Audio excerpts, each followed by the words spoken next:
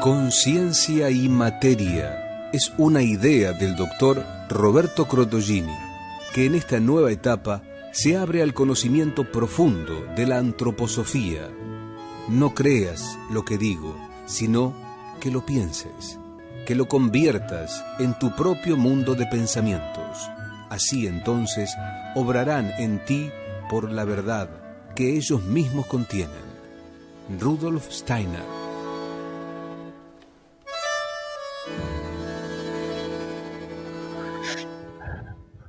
Buenas tardes, queridos amigos. Bienvenidos a una nueva audición de Conciencia y Materia.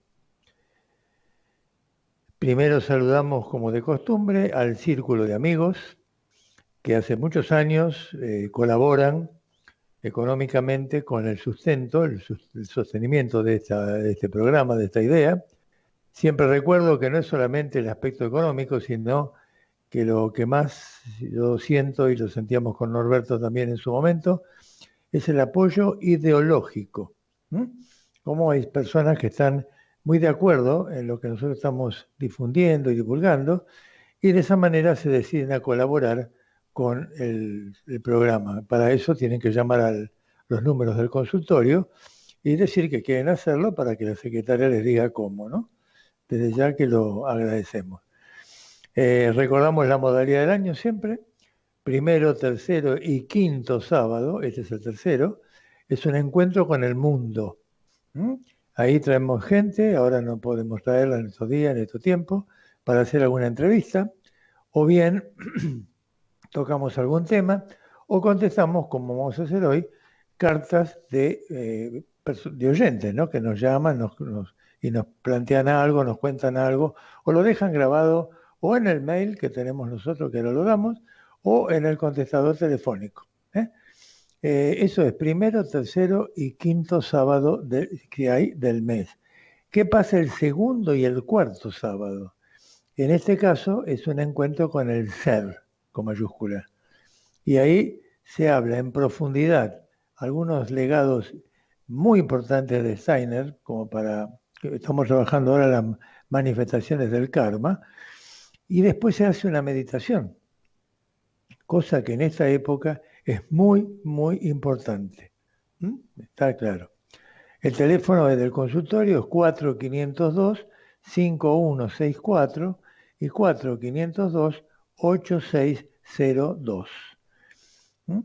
El mail es concienciaymateria@gmail.com. Ya saben que yo no uso ni computadora ni celular. Sí me imprimen todas las inquietudes que ustedes vuelquen en Conciencia y Materia, en el mail, y yo de acuerdo a eso voy viendo vamos viendo si contestamos alguna de esas cosas, tocamos temas que me piden. Es decir, es un medio de comunicación, ¿no? El mail es ese, concienciaymateria@gmail.com. También lo usan algunas personas para, dar gracias por lo que están recibiendo, están satisfechos con lo que pasa, agradecidos por la meditación, así que eso queda en manos de ustedes. Empezando la audición, la pregunta obligada es, ¿cómo les está yendo con esta situación que estamos atravesando? Estamos en este periodo llamado de cuarentena, que nunca nos habíamos imaginado que nos podía suceder a nivel mundial, ojo, y sin embargo estamos atravesándolo. Somos toda una generación, los que estamos viviendo en este momento en el planeta Tierra, que estamos atravesando la situación de esto que se llama pandemia. Pero esta situación particular en todos los países del mundo. ¿Bien? Pregunta. ¿Lo soportan? Silencio. ¿No lo soportan? Silencio. ¿Qué sensación les da la calle? Todos con barbijo. ¿Qué les parece esta imagen de salir a la calle y ver a toda la gente con barbijo? Una persona con mucho humor me dijo, esto es lo mismo que el carnaval. En el carnaval salían con caretas, ahora salen con barbijos. Bueno, esta es una forma irónica y también humorística de considerar esto raro, ¿no? Que todos andemos con barbijo, hasta los niños andan con el barbijo, ¿no? ¿Y qué sensación, yo le pregunto esto, les da la calle, todos con barbijo y algunos que se separan más aún de nosotros cuando nos acercamos? Vamos caminando, uno viene y otro va, yo paso, y por ahí hay personas, hombres o mujeres, mujeres más todavía, que se paran. Es decir, en vez de pasar casi a 1 metro, se corren hacia el cordón de la vereda, por ejemplo, o hacia la pared, para dejar más distancia con la persona que se cruzan. Uno diría, bueno, está bien, están tratando de mantener el espacio, ¿no? Pero yo me pregunto, cuando ocurre esto, ¿tienen miedo al contagio? Porque los ojos de esa persona me muestran que algo le pasa, no es simplemente que toma una medida ya mecánicamente, no, los ojitos me muestran que hay un temor. Entonces yo me pregunto, ¿tienen miedo al contagio? ¿Tienen miedo a la enfermedad en sí misma? Piensen, no estamos hablando de la epidemia de fiebre amarilla, ni estamos hablando de de la fiebre española, que morían montones o millones de personas en el mundo. No, nada más que eran pandemias, pero muy localizadas en Europa, en Asia, en África, etc. Pero no estamos hablando de un virus mortal. Al contrario, es un virus de poca mortalidad. Apenas llega a un 3 o 4% de mortalidad. Entonces ahí pensamos, ¿qué fantasía me estoy haciendo yo con este virus corona? Yo no le digo coronavirus, yo digo virus corona, porque ya lo hemos dicho en otras audiciones, yo le doy mucha importancia al trabajo del chakra coronario, que es el superior, el que está arriba de la cabeza, el chakra que se abre al mundo espiritual. Cuando el ser ha llegado a un cierto grado de evolución en esa encarnación, en esa vida, ahí su alma, su espíritu se abren al cosmos. Entonces, que este virus se llame corona, y que es viejo, además no es nuevo, es interesante. Lo que pasa es que ha mutado de otros, como era el SEAS o el MERS, que eran enfermedades, trastornos respiratorios, bueno, había una serie de problemas que fueron epidemias muy grandes, se ha transformado y ha pasado de los animales al hombre. Entonces, ahí yo me pregunto, ¿realmente este virus corona se llamará así porque nos tiene que recordar constantemente que esto tiene un sentido y no es mala suerte ni casualidad?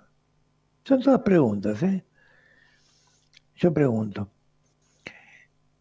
las personas que le tienen miedo a la enfermedad en sí misma, ¿valoran la cantidad de personas recuperadas? En todos lados lo están diciendo. Tantos muertos, tantas personas infectadas y tantos recuperados. En algunos casos, en Italia, en España, por lo que estuve viendo, hay un porcentaje altísimo de gente recuperada. ¿Qué significa una persona recuperada? No es que se salvó de la enfermedad, no, se vacunó, tuvo el virus, por ahí asintomáticamente, por ahí con síntomas también, se defendió, generó anticuerpos contra este virus y ahora está bien. Entonces, ¿cuántos miles de personas hay recuperadas? Creo que mundialmente hay más de 1 millón. Significa que bien, si bien hay muchos afectados, pero hay muchos recuperados. ¿Por qué no hacer hincapié en esos recuperados y pensar, ¿qué pasó con estas personas? ¿Qué sucedió? ¿Cómo estaba su sistema inmunológico para lograr esa recuperación? Eso es lo que hay que pensar, no simplemente cuántos murieron, porque hay que ver en qué condiciones estaban los que murieron. Posiblemente estuvieran con enfermedades importantes, desde una diabetes a la hipertensión, la obesidad misma. ¿Cuántos factores de riesgo hay que con los años también se van sumando en un cuerpo con más años? También y un cuerpo que no se trabaje específicamente, también hay riesgo del adulto mayor, es verdad.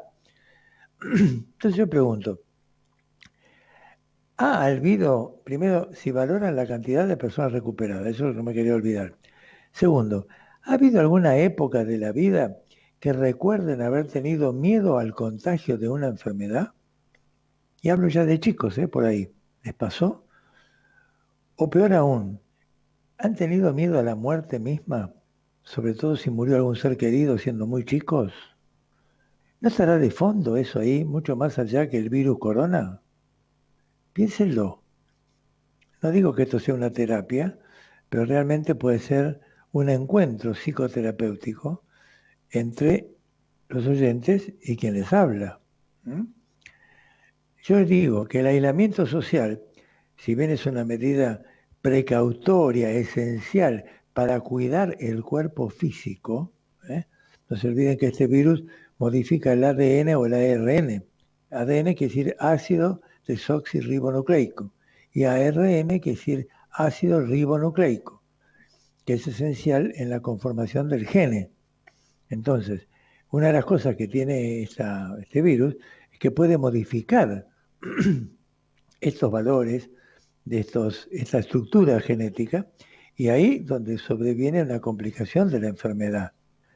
Entonces, el aislamiento social, yo digo acá, si bien es una medida precautoria esencial para cuidar el cuerpo físico, que yo la apoyo totalmente, trae aparejada una seria dificultad para un trabajo grupal. ¿Qué quiere decir esto?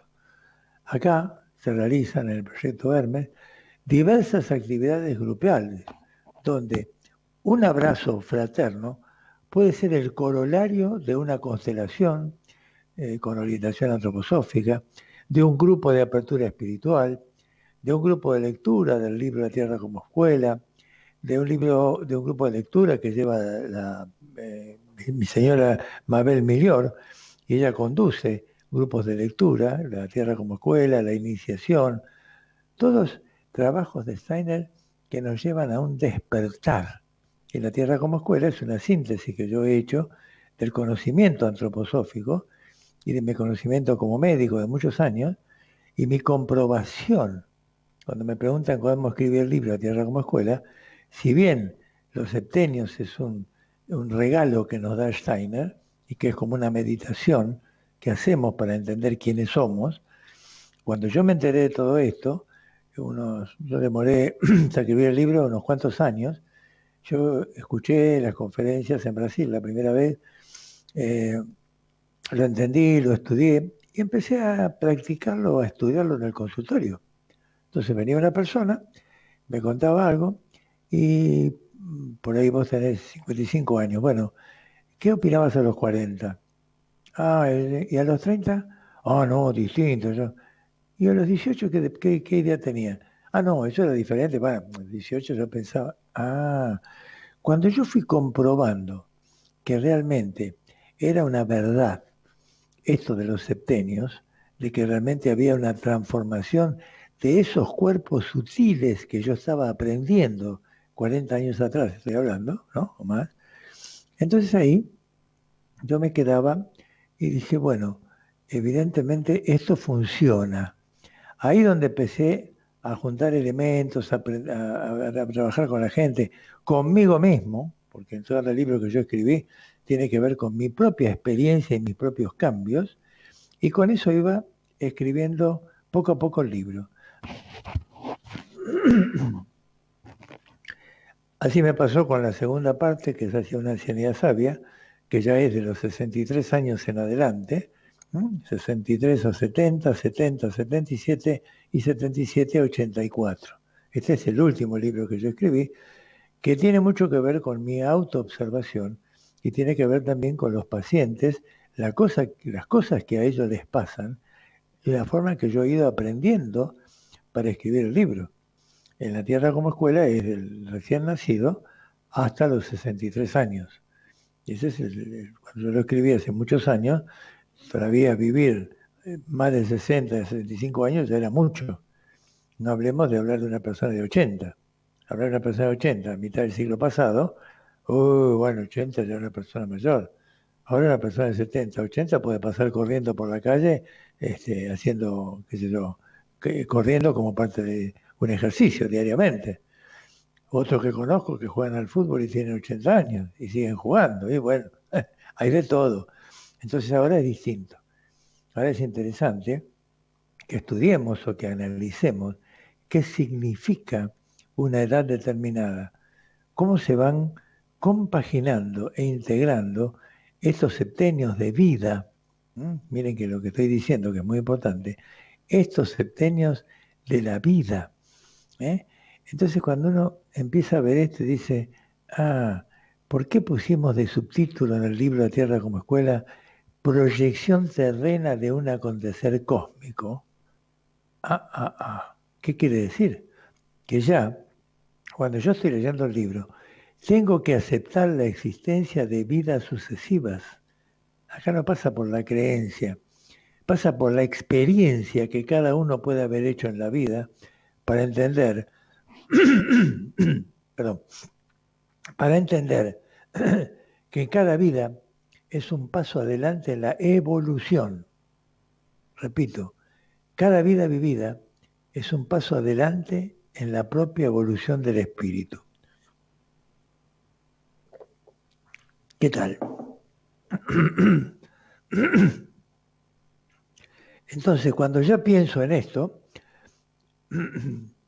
volví a lo que estaba leyendo al principio, que aquí se realizan actividades grupales, donde en una constelación, con orientación antroposófica, en un grupo de apertura espiritual, en el grupo hacia el recuerdo de sí, entre otros, estas actividades llevan aparejado que aparece un abrazo fraterno.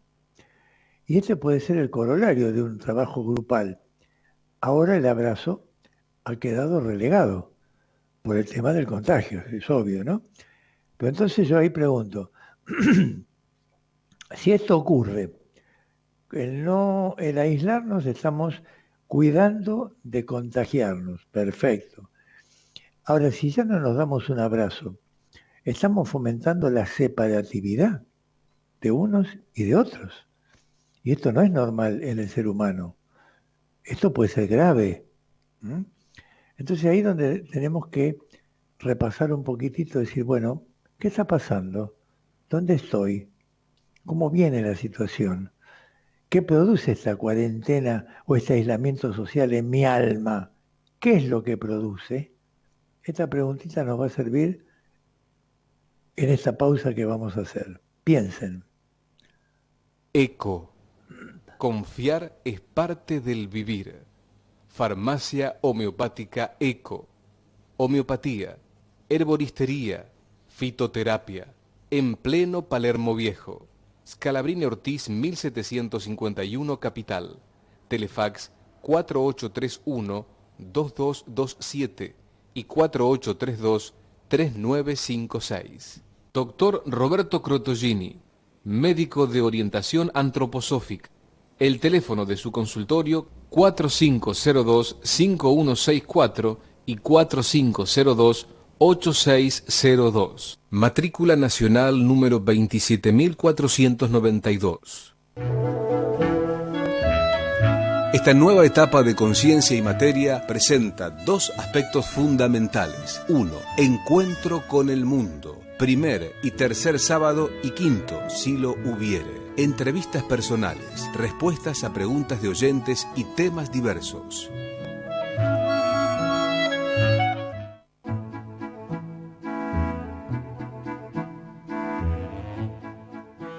Bueno, muy bien.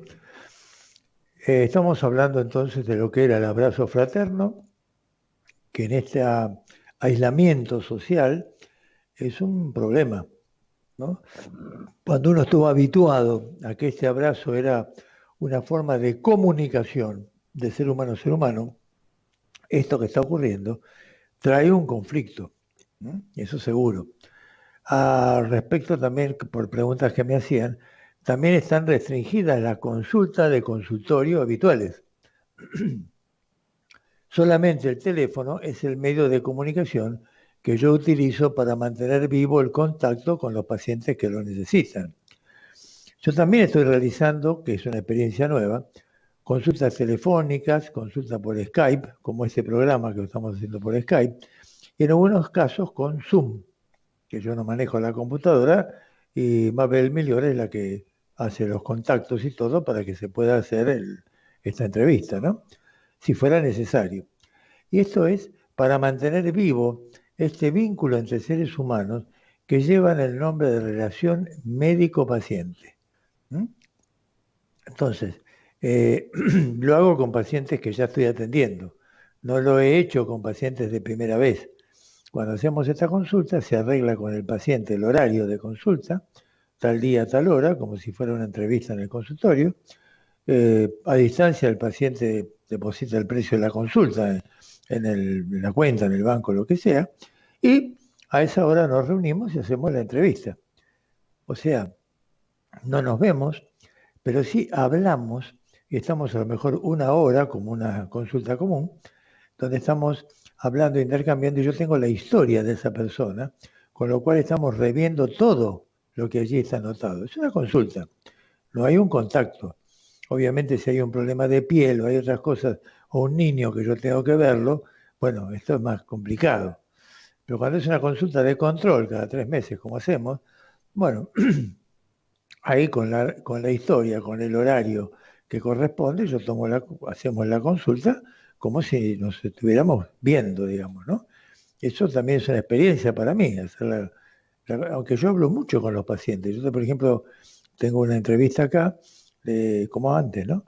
Le doy la medicación y le digo que a los 15 días me llame. Yo atiendo el teléfono de 8 a 9 de la mañana. Y ese paciente me llama a los 15 días para ir contándome qué va sintiendo, qué le va pasando. Entonces yo ahí me voy enterando cómo acciona el medicamento, que es un medicamento natural, medicamento antroposófico, es natural, sacado de plantas, minerales o animales, o sea, de la naturaleza, y además de la naturaleza está dinamizado homeopáticamente. Entonces ya no es lo mismo que tomar una sustancia química para solucionar, entre comillas, una enfermedad. No, acá con la medicación antroposófica yo estoy tratando de equilibrar dicho organismo para que el organismo haga lo que tiene y sabe que tiene que hacer. Aquí hablaríamos de autocuración. Nosotros en antroposofía creemos profundamente en la autocuración y que nuestro trabajo se debe dirigir a que las fuerzas de autocuración del paciente se ejerzan y cumplan su cometido. Esto es muy importante que lo entiendan, ¿eh? Pues eso es la diferencia con un medicamento, vamos a suponer la presión arterial. Una cosa es que yo tome un hipotensor y otra cosa es que use medicamentos que una vez que los cuerpos sutiles se equilibran, cuerpo etérico, cuerpo astral y yo, en ese momento la presión no sube. ¿Por qué? Porque normalmente no debe exceder esa cifra. Si la excede es porque hay algún problema. Entonces yo con la medicación voy viendo las cosas que se van produciendo en esa persona. Yo siempre cuento el relato de un paciente que venía con un problema de colon irritable y demás. Bueno, yo le doy la medicación, me llama a los 15 días, hola, ¿cómo estás? ¿Cómo? Bien, bien, bien. No, los síntomas más o menos igual. Pero ¿sabes una cosa? Ahora me doy cuenta que las cosas las pienso 2 veces antes de hacerlas. Ah, yo me imagino esta pregunta a un gastroenterólogo, y ya, bueno, ¿qué le va a contestar? Si él se ocupa del estómago o del aparato digestivo. Bueno, a mí eso me da la pauta de dónde está operando la medicación. Y yo también aprendo, a ver si se entiende. No solamente el paciente aprende porque empieza a ver su cuerpo de otra manera. Y yo sigo aprendiendo con los años que hace que estoy antes se decía, detrás de un escritorio. Yo nunca tengo escritorio delante con el paciente. Y ahora uno dice, con los relatos de lo que va pasando, todos los días aprendo algo nuevo. Esto es lo interesante. No que yo de memoria le doy el remedio y ya sé lo que va a pasar. No, yo le doy el medicamento. Yo confío en el medicamento. El paciente tiene confianza en lo que yo le digo. Ambos confiamos en que la medicación puede ayudar. Ahora hablemos por teléfono. ¿Cómo voy? ¿Se entiende la idea? Esto es una consulta con orientación antroposófica. Entonces ya no es cuestión de que la relación médico-paciente. La relación médico-paciente, o yo le llamaría más relación entre seres humanos, desde lo físico, lo anímico, que sería lo psicológico, y lo espiritual, que eso es más difícil.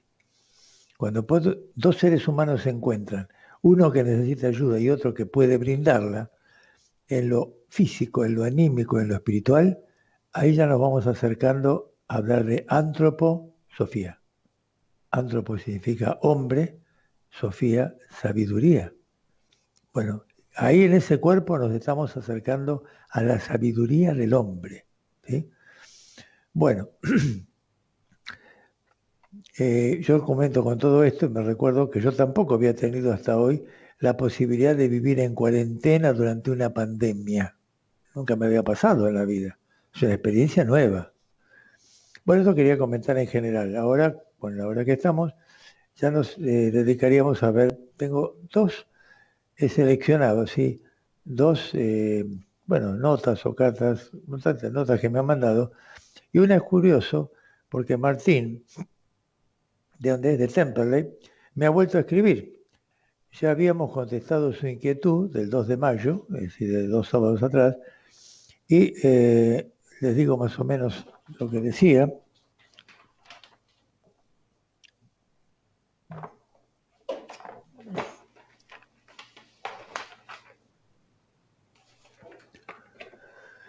Martín decía: yo soy psicólogo, tengo 53 años y he escuchado varias veces Conciencia y Materia. Si escribo esto es porque no soy un profesional ateo y racionalista. Me han pasado muchas cosas muy feas en la vida, pero he podido extraer cuál era el mensaje que me traían y eso me ayudó a entender que realmente existen otros planos de conciencia como plantea la antroposofía. Mi pregunta es, ¿esto que estamos viviendo, la pandemia, es un castigo divino porque la humanidad se desvió de su camino? ¿O es una ayuda espiritual para cambiar de rumbo? Fíjense qué pregunta que me hizo en su momento Martín. Bueno, de eso hablamos en su momento. Y fíjense la comunicación actual. Estimado amigo, permítame llamarlo así. Me hizo mucho bien escuchar su respuesta del 2 de mayo a esta carta que acabo de leer. También estos 15 días hablé distinto con mis pacientes y con mi propia familia. Me sentía más libre, más cerca de alma a alma con los pacientes, que hablaba por teléfono. Claro, también me pasaba como a mí. Era como si me hubieran quitado un peso de encima. Y me surgió la idea de agradecer lo que estamos viviendo. Pasé de una pandemia, a raíz de un virus maldito que estaba destruyendo a la humanidad, a un estado de gracia espiritual, aceptando las razones de una sabia conducción del universo, que usted mencionara en alguna oportunidad. Muchas gracias, muchas gracias. Bueno, yo creo que esto es interesante, releyendo un poco, a ver.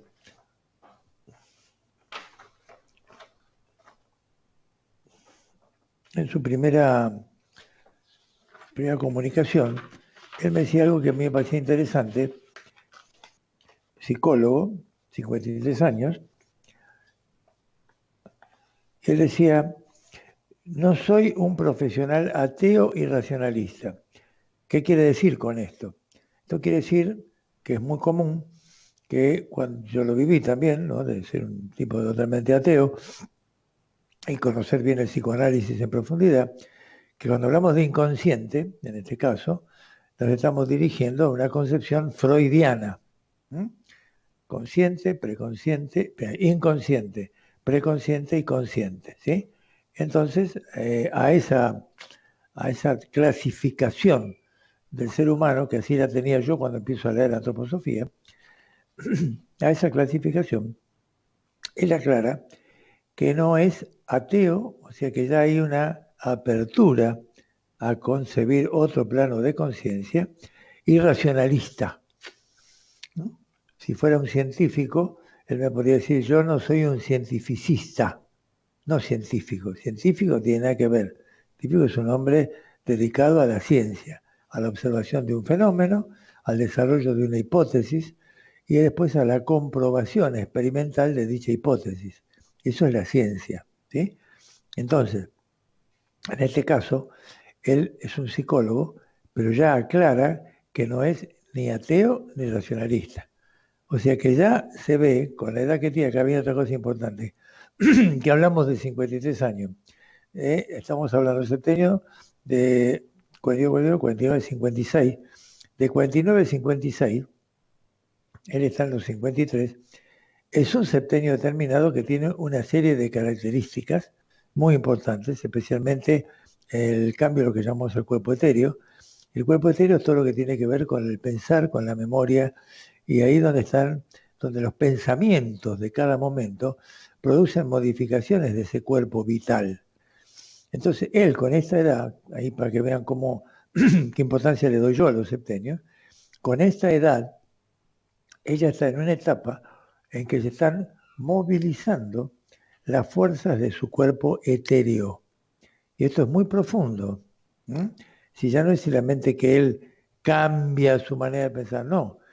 Ella está ampliando el modus de observación tanto de los propios pensamientos como de los pensamientos de la gente que se atiende con él. Entonces, eso es importante, por eso ella me dice, soy psicólogo, bien, tengo 53 años, bien, y he escuchado varias veces con Ciencia y Materia, bien, pero ella se define como que es un profesional que no es ateo ni racionalista. Eso me está mostrando que ya no tiene una barrera. Tiene una barrera, tampoco escribe. La barrera es nada, no escribe, ¿qué va a estar escribiendo? Y es muy factible que una persona, un psicólogo, por ejemplo, que escuche esta audición sin conocer nada, ni lo que es la antroposofía, ni nada, diga, sí, están charlando de una audición religiosa. No tiene la menor idea. Esto nos estamos hablando, no es religión. Esto tendría que ver con lo espiritual, no con lo religioso. Entonces, evidentemente, si él me plantea dentro de esto, ya me ayuda a que pueda hablar con alguien que me escucha. Por eso vuelve a escribir, por eso me contesta, porque se siente escuchado, se siente que no está juzgado. Yo no estoy juzgando quién es, lo que dice, por qué. No, simplemente estoy tomando su información, la edad que tiene, cómo vive. Y lo que dijo que es muy importante, me han pasado cosas muy feas en la vida, pero he podido extraer cuál era el mensaje que me traía. Esto es sabiduría. Y eso me ayudó a entender que realmente existen otros planos de conciencia. Fíjense qué importante lo que dice. Si nos quedamos solamente unidos al dolor que nos produce, por ejemplo, hechos que hayamos vivido en la vida, pongámosle algunos casos que me acuerdo ahora, dos hermanos que, bueno, que se odian mucho porque cuando tenían que repartirse la herencia de los padres que habían fallecido, uno lo estafó al otro. Entonces, eso no lo pudo cambiar. Eso lo llevó prácticamente, digamos, de por vida, hasta que empezamos a hablar del tema, lo que le hizo el hermano, siendo mi hermano, siendo nuestros padres. Sí, es un alma que en esta encarnación es hermano. Para saber quién fue en otra vida con respecto a este ser, no lo sabemos. Ahí es donde tenemos que tener un paréntesis para decir, ¿estoy tan seguro de juzgar que esto es de esa manera y no de otra? Si yo no sé cómo fui ni quién fui en la vida anterior, si yo al nacer pierdo el recuerdo de quién fui, viene el olvido con mayúscula, que es lo que me ayuda a vivir una vida nueva, sin recuerdo de la vida anterior, porque el recuerdo de la vida anterior sería terrible, o porque haya sido muy buena o porque haya sido muy mala. En los dos casos me vería defraudado por lo que ocurre en esta vida. Entonces, el olvido con mayúscula es una gracia divina para vivir íntegramente esta experiencia. Ahora, la experiencia que llevamos de la vida anterior, eso va a nivel del yo, de la conciencia de cada uno, que se va manifestando con los años y con la vida. Entonces, cuando él me dice que hechos dolorosos los pudo entender lo que significaban, y ahí lo llevó a ver que hay otros planos de conciencia, lo que él está diciendo, que no se quedó con el dolor de la víctima de lo que le pasó. No, él observó lo que ocurría, vio lo que pasaba, y con esto, con esa experiencia, porque es un ser que ha vivido, ha dicho, bueno, esto es doloroso, pero me permitió cambiar o el rumbo, o hacer otra cosa, o cambiar o mirar la cosa diferente. Entonces, ¿es realmente malo lo que me ocurrió? ¿O es una ayuda para lograr verdaderamente un cambio profundo? Esto es lo que nos enseña Martín de Temperley. En la primera carta ya me ponía esto, ¿no?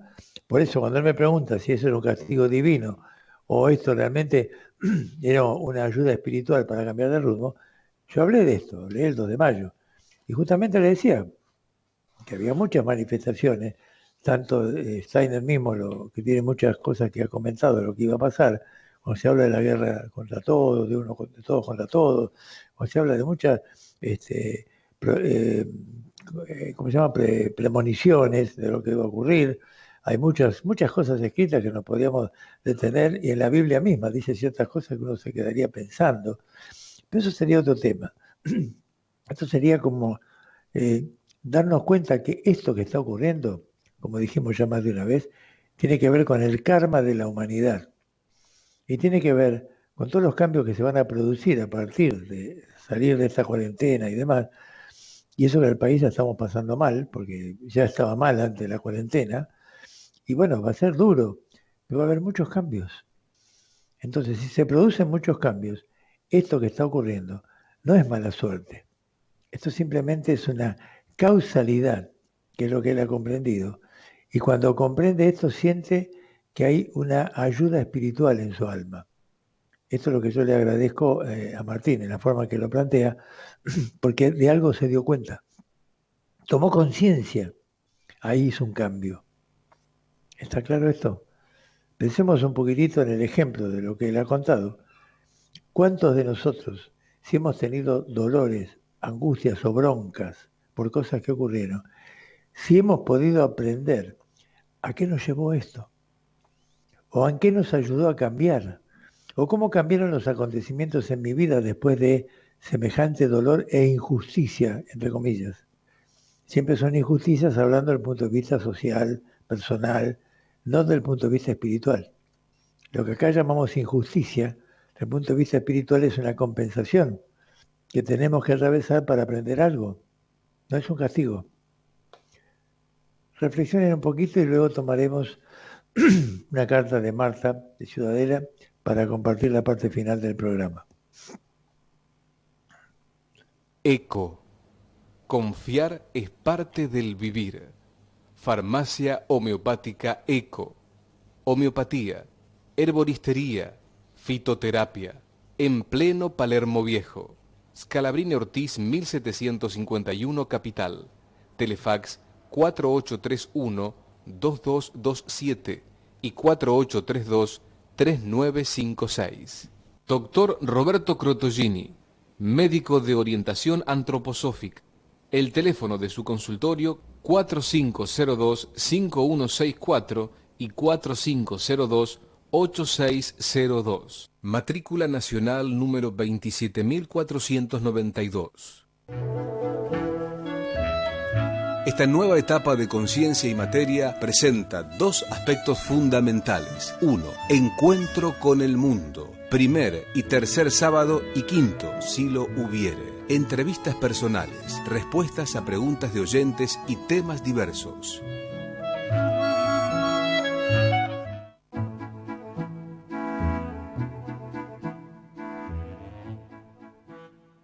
Bueno, la otra, no digo carta, pero es larga, el otro escrito que tengo hoy para compartir es de Marta, de Ciudadela, y me dice: no soy una oyente habitual del programa, pero he podido hacerlo en algunas oportunidades que han coincidido, dice ella, espectacularmente, y esa es la palabra, dice, con situaciones muy particulares de mi propia vida.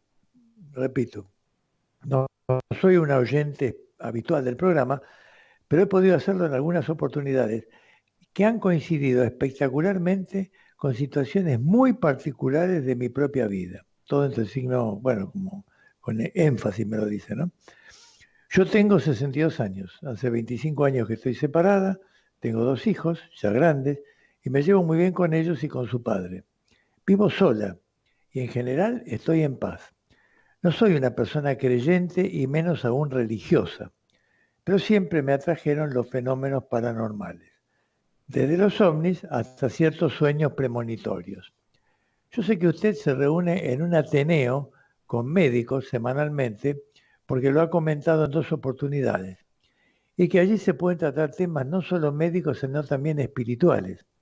Por eso me pareció importante comunicarme, porque ya no estoy hablando de la medicina común o convencional, sino que hay muchos seres, muchos médicos en este caso, que ya de la profesión hacen otra cosa distinta. Eso es lo que ella está planteando, ¿no? Dice, y que allí se pueden tratar temas no solo médicos, sino también espirituales. No sé si esto es la antroposofía, pero me permite tener una gran confianza en sus palabras y quiero entender este encadenamiento de situaciones personales y ciertos sueños que me están revelando con anticipación algo que ocurre exactamente así. Esos son los sueños premonitorios a lo que se refiere. Perdone si me he extendido de mucho. Quiero saber si esto es un delirio mío o si se me está abriendo ciertos caminos inimaginables para realizar realmente un profundo cambio de vida. Muchas gracias. Bueno, fíjese lo que dice Marta. Ella ha escuchado pocas veces esto, pero las veces que lo escuchó, las cosas que se dijeron coincidían, no dice cuáles, pero coincidían exactamente con aspectos concretos de su vida. O sea que lo que escuchó acá era como que alguien le estaba hablando de lo que estaba viviendo. Y a esto le suma los sueños premonitorios. ¿Qué son sueños premonitorios? Nosotros en la antroposofía tenemos un capítulo grande para hablar de los sueños, porque para el psicoanálisis convencional, la persona cuando está durmiendo está en un plano de inconsciencia, que no está mucho más lejos del cerebro. En antroposofía, cuando la persona está durmiendo, se habla de que está en un mundo espiritual. Por eso se encuentra con seres que han fallecido, por eso recibe mensajes. Los sueños premonitorios es que ve con toda claridad algo que va a suceder. Tengo muchas experiencias de ese tipo hablando con la gente, ¿no? Por ejemplo, soñar que un familiar va a morir de una manera determinada y a los 3 días ocurre. A ver si está claro. Por ejemplo, un accidente. Entonces la persona se queda, ¿cómo? Yo lo vi, claro. Entonces el sueño premonitorio es un sueño que tiene que ver con el mundo espiritual, no con el mundo psicológico, anímico, físico, ¿sí? Y un psicoanalista, tengo 2 casos, un psicoanalista que le interpretó a una paciente el sueño premonitorio de una tía que murió, le atropelló un camión, creo que era algo así, y le explicaba lo que era el instinto de muerte, el instinto de vida, todo, y la mujer no entendía nada. Bueno, se fue y dijo, no, este hombre tampoco entiende, me dijo, ¿no? Y otro psicoanalista, muy respetuoso, que cuando la mujer le contó un sueño premonitorio, tal cual como había ocurrido, le dijo, mire señora, yo no tengo autoridad para hablar de esos temas, porque no me compete, no está en lo mío, no lo puedo explicar. Yo también me maravillo que haya sucedido, pero no tengo explicación. Bueno, este es un ser humano consciente, que por lo menos reconoce que hay cosas de las que estudió que esto no estaba en el libro. Entonces, evidentemente, algo pasa. Entonces, los fenómenos paranormales para ella, esto que ella me está contando, le parece que son algo que puede ocurrir. Entonces, evidentemente, está abierta, ella dice, no soy religiosa ni nada, está perfecto. Pero le llama la atención desde los ovnis, con lo cual comparto, yo tuve mucha experiencia con los ovnis, sobre todo en una búsqueda espiritual, no en la creencia, sí, me pareció, lo vi pasar, como pasa allá en Capilla, ¿no? No, sino que había un contacto directo, había una meditación que se hacía. Yo estaba arriba de una montaña meditando con un grupo de gente, con Acoglanis, haciendo un trabajo espiritual, viendo cómo se acercaban y cómo se alejaban lo que llamábamos estrellas. Sí, mi experiencia espiritual fue muy fuerte, también fue lo de la India, en Ratna de Sai Baba, donde realmente yo tuve acceso a otro nivel de conciencia que no es lo que yo había aprendido, ¿sí? Bueno, todas esas cosas me ayudaron a poder entender lo que Steiner plantea. Eso me ayudó mucho.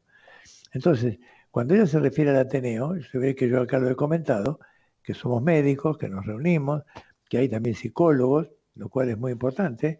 La carrera de psicología con orientación antroposófica que se hace ahora en el terapéutico, yo fui uno de los principales que determinó que esto se hiciera, porque yo prácticamente el psicoanálisis en un momento, me parecía muy importante que a la visión psicosomática, que quiere decir psicológico y físico, se le añadiera una visión espiritual. Esto me parecía muy importante. Y en este Ateneo se lee toda una primera hora un texto de Steiner, donde la estamos leyendo como los grupos de lectura, tranquilamente, se analiza, se estudia, se trabaja, y luego presentamos casos. Esto es lo importante. O sea, el caso que se toma en consideración o se presenta es un caso que puede venir de la medicina común, es un caso de una persona que ya puede estar accediendo a este nivel de encuentro médico-paciente, y ahí entre todos, en Ateneo, hablamos del tema, aportamos ideas y todos aprendemos. Fíjense que esto es muy importante. Estamos lejos de una reunión de especialistas, donde cada uno es un capo en lo que sabe y la palabra de él basta. Acá la palabra de cada uno de nosotros es una palabra, pero esa palabra por ahí tiene que ver con las experiencias realizadas, con las cosas que uno vivió.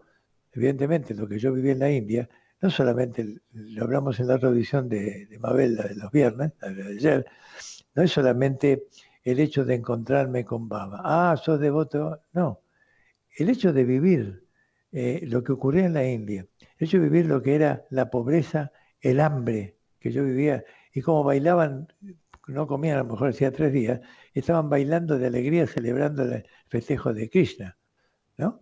Entonces uno se quedaba y decía, ¿cómo? ¿Hambre? Y se ríe, ¿qué pasa? Bueno, cosas como esta. ¿Cuál era el papel de los mendigos? Todas esas cosas que yo veía que eran inconcebibles. Ver animales flacos que eran esqueletos que caminaban porque no comían. Y uno le tiraba un pedacito de una galletita y se mataban entre ellos para a ver quién la comía.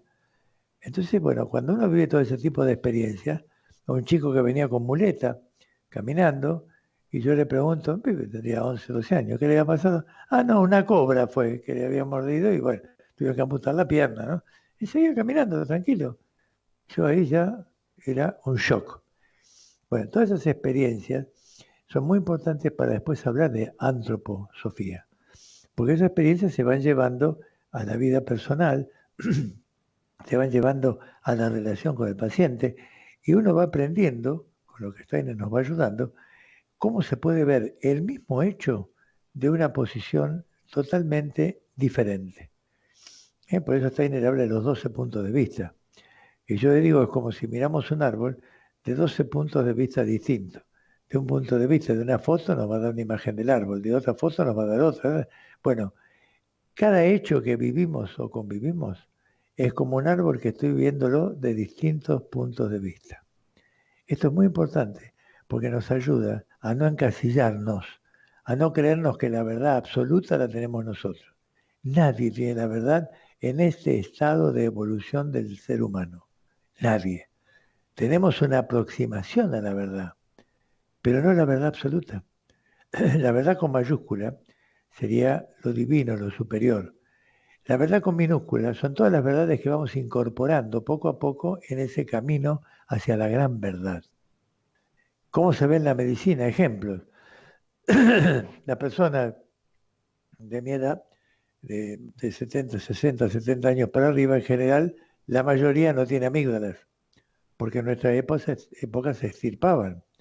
La gente de 40 o menos tiene amígdalas, porque llegó un momento en que dijeron, no, no es que hay que sacarlas, hay que cambiar la actitud, pum, pum, pum, y no la sacaron más. En mi época no se sacaban, se arrancaban. Estaba ese gordo que nos agarraba, nos metía la boca en 2 minutos, tac, tac, y nos arrancaba las amígdalas. Yo a los 4 o 5 años me acuerdo, y me acuerdo como si fuera hoy, ese trauma. Y también cuando yo le pregunto a una persona en la historia si tuvo operaciones, me dice, sí, de esto, de otro, digo, ¿y de garganta? Ah, sí, de chico. Ni siquiera se piensa en una operación. Eso fue una mutilación que se hacía de muy pequeño, que era como un 4, 5, 6 años, se sacaban las amígdalas. Eso no es una operación para el vulgo, porque no lo cuentan. Cuando uno dice, ¿y las amígdalas? Ah, sí, también la de garganta. O sea que las operaciones es cuando yo voy tomando conciencia. Pero cuando me arrancaron las amígdalas, fue un dolor que tuve que pasar y una mutilación. Entonces, ¿cuál era la realidad antes y ahora? Antes había que sacarlas, ahora había que usar una medicación diferente. Entonces, ¿cuál es la verdad científica? La verdad científica es temporaria. Lo que hoy es una verdad, mañana se comprueba que hay otras cosas que son distintas. Entonces, no es tonto que uno crea en lo que la ciencia dice, porque Steiner defendió mucho a la ciencia. En el Ateneo se habla mucho de esto. Nosotros somos médicos con una formación científica de la facultad. Hay médicos como Sergio, que es un compañero, que él primero fue médico, después fue cardiólogo, después fue homeópata y después empezó a hacer antroposofía. Yo he hecho una entrevista con él acá en Conciencia y Materia. ¿Qué significa esto? Que fue descubriendo cosas. ¿No? Fue descubriendo una, fue descubriendo otra, y en cada una de las cosas que eran especiales, se iba abriendo su conciencia. Esto es un médico. El médico está en formación hasta que se muere. Constantemente está aprendiendo. Cuando alguien llega a la convicción de que todo lo sabe y que no hay nada más por aprender, ya no podemos hablar de un médico con mayúscula. Hablamos de un individuo que tiene su experiencia, punto. Pero ya, si bajó la cortina, si ya dijo hasta acá llegué, bueno, algo pasa diferente. Y en el Ateneo, nosotros contamos lo que pasa con un paciente, damos nuestra opinión con respecto al caso que se presenta, y en muchos casos hace que la misma persona que lleva el caso, de repente se da cuenta de otras posibilidades por lo que estamos conversando. Y por ahí cambia la forma de enfoque de ese paciente y se logra una cosa diferente, ¿no? Entonces, el Ateneo, que ella se está refiriendo acá, ¿no? Dice, yo sé que usted se reúne en su Ateneo con médicos semanalmente, porque lo ha comentado en 2 oportunidades, y que allí se pueden tratar temas no solo médicos, sino también espirituales. O sea, que un Ateneo médico antroposófico es para hablar de lo que pasa físicamente, anímicamente y espiritualmente. Fíjese la riqueza con que nos volvemos son los viernes, cada reunión, cuando venimos con ese enriquecimiento que a todos se nos produce por lo que está sucediendo. Ahí la cosa es diferente. Ahí ya no es simplemente, es un paciente con diabetes. Sí, esa es la enfermedad física, que está diagnosticada, que está tratada. Perfecto. Muy bien. ¿Quién es la persona enferma? Esto todo lo estoy explicando es porque tu nombre era Marta Ciudadela. Te digo esto, o lo estamos ampliando así, porque para que tengas claro que esto que te pasa no es un delirio. El que realmente haya sucedido, esto que me estás contando en la carta, ¿no? Que acontecimientos, cosas que acá se hablaron, hayan sido exactamente algo que vos tenías que descubrir o encontrar en tu vida cotidiana, ahí te está hablando de una causalidad. Ahí te está hablando también del karma. O sea, de qué es lo que llevamos de vida en vida para ir aprendiendo y para ir evolucionando. Y lo que tú me dices acá, lo último, que te interesan los fenómenos paranormales, ¿qué son fenómenos paranormales? Yo antes de entrar en un camino espiritual hice parapsicología, ¿sí? Bueno, era una forma distinta de interpretar fenómenos que no tenían explicación corriente. Entonces eso era lo paranormal. Bien. Después, la parapsicología. En un momento la psicología era igual que la parapsicología. La Facultad de Psicología empezó en el año 62. Antes de eso, decir psicología era acá en Buenos Aires decir psicoanálisis, Freud, nada más. Pero no se hablaba de psicología. O se hablaba de parapsicología, como ahora ya, sí, es una cuestión parapsicológica. Pará, en Estados Unidos hay cátedras de parapsicología. Acá no. Entonces, como hay cátedras en Brasil y en Inglaterra de homeopatía, acá no se habla de esto. En Chile hay hospitales que se hace antroposofía, homeopatía y medicina convencional. En Chile. Entonces, ojo, a ver si nos vamos ubicando, que hay cosas que tenemos que aprender y ser abiertos, como el caso de Marta, como ella cuenta, por lo último dice, no sé si es un delirio o realmente lo que escuchó le está ayudando a ver las cosas de modo diferente. Ese es el camino que ella me está preguntando acá. ¿Se está abriendo caminos inimaginados? Dice ella cuando habla del Ateneo, se imaginó que haya un grupo de médicos que están hablando y que tienen un concepto distinto. Pero esos médicos existen, con todos los problemas que puede tener un profesional.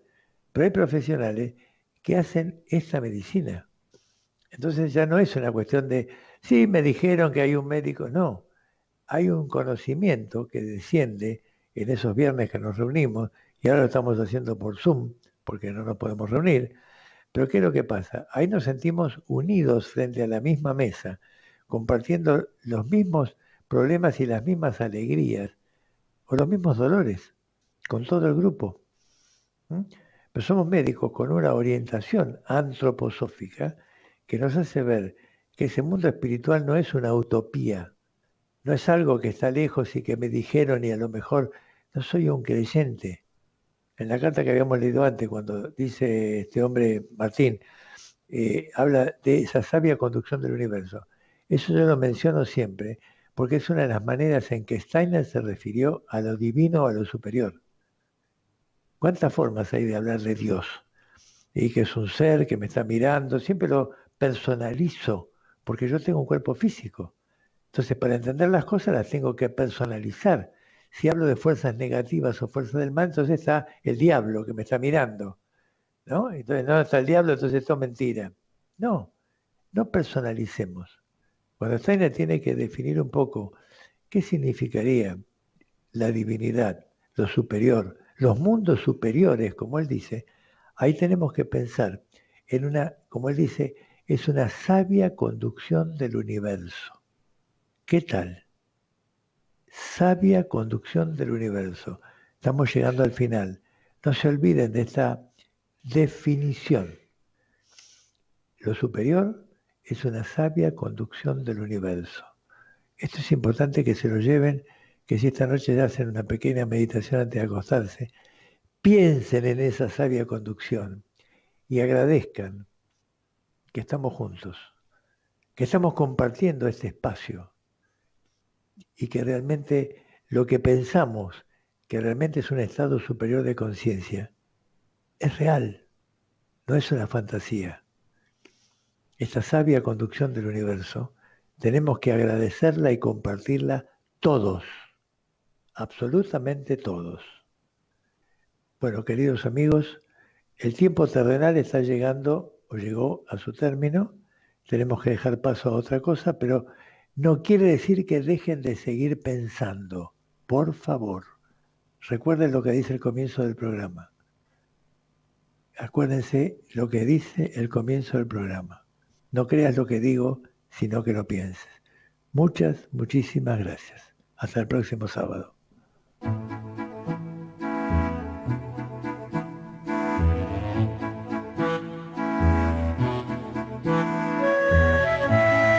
Así pasó Conciencia y Materia.